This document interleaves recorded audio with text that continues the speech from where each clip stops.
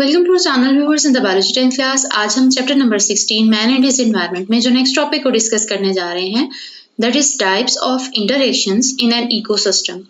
What is meant by interaction? Interaction means connection और relationship. And what is meant by interaction in an ecosystem?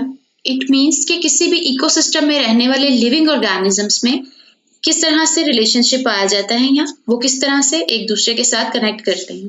In all ecosystems, there are many kinds of interactions among the living organisms, like intraspecific interactions and interspecific interactions.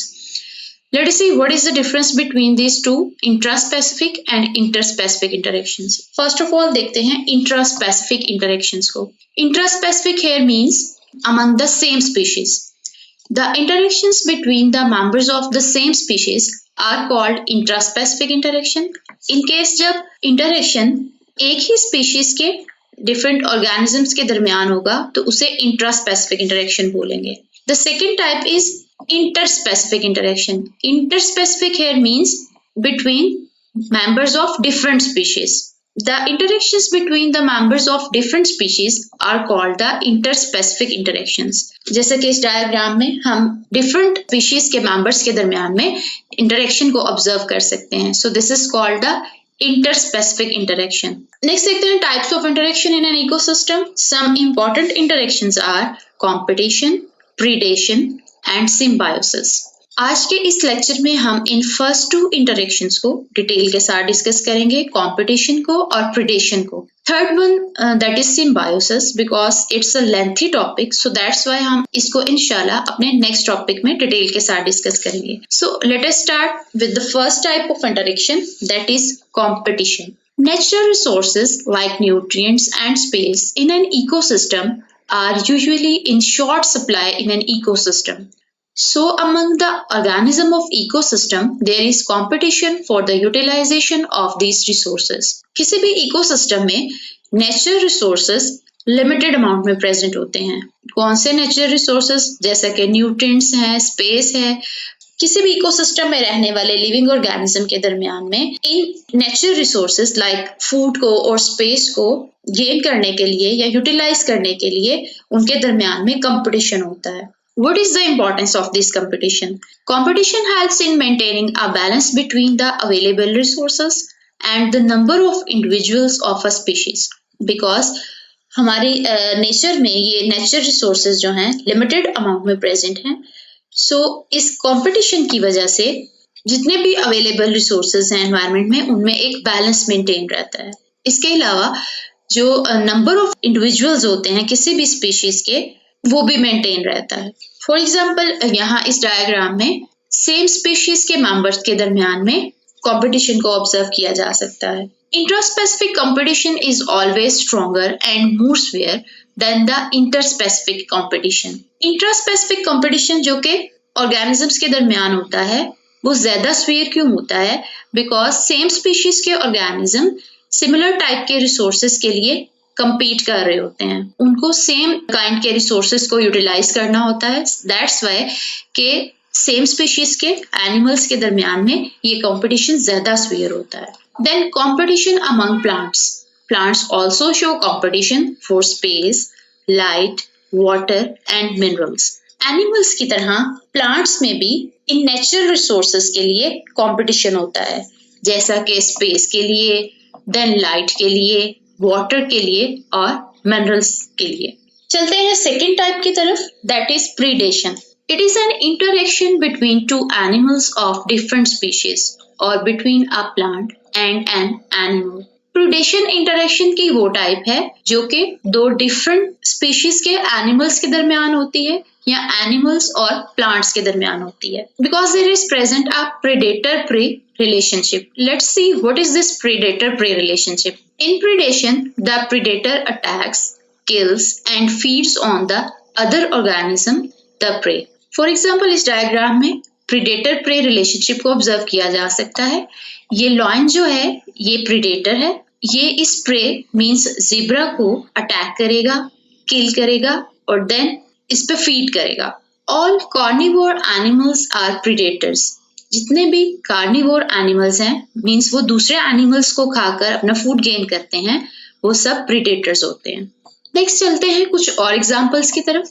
Frogs prey upon the mosquito and fox preys upon the rabbit. यहाँ frogs predator होंगे because वो mosquitoes पे prey करेंगे। इसी तरह से यहाँ focus जो है वो प्रीडेटर होगी because it praise upon the rabbit.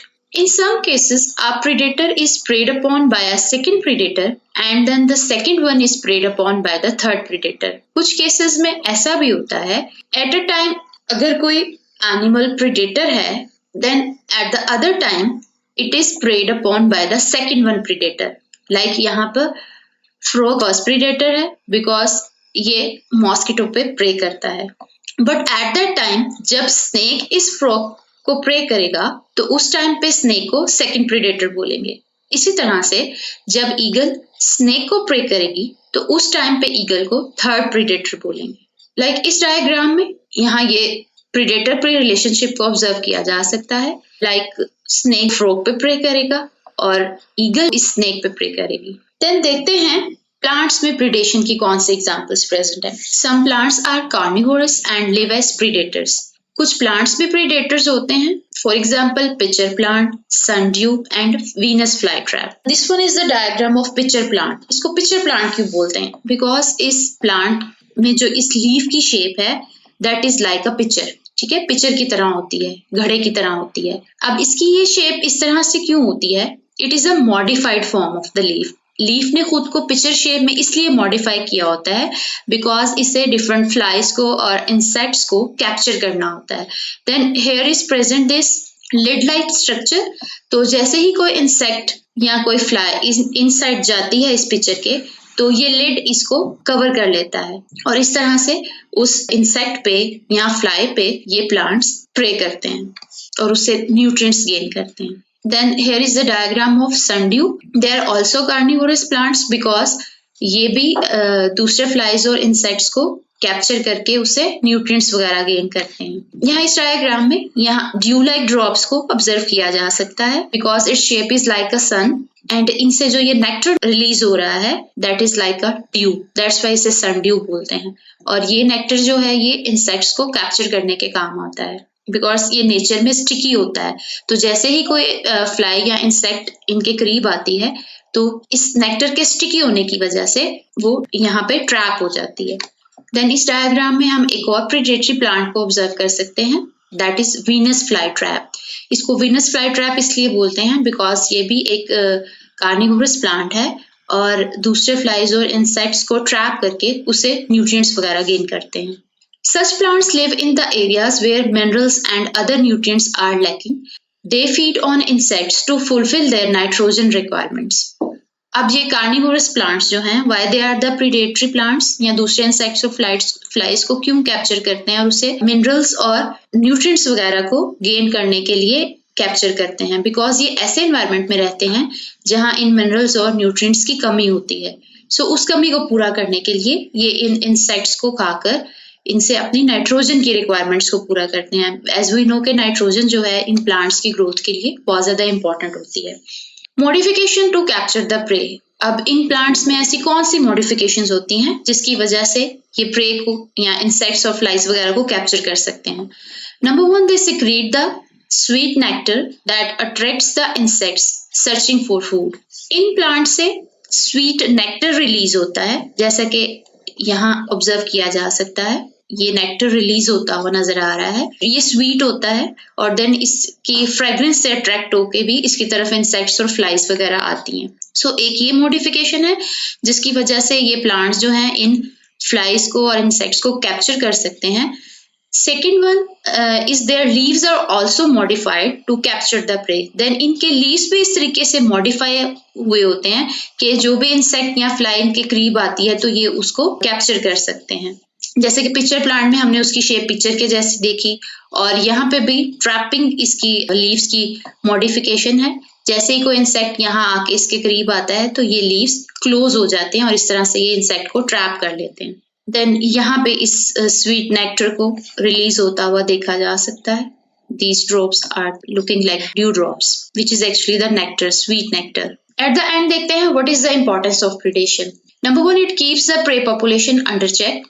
इस predator prey relationship की वजह से प्रे की जो पॉपुलेशन है वो कंट्रोल में रहती है।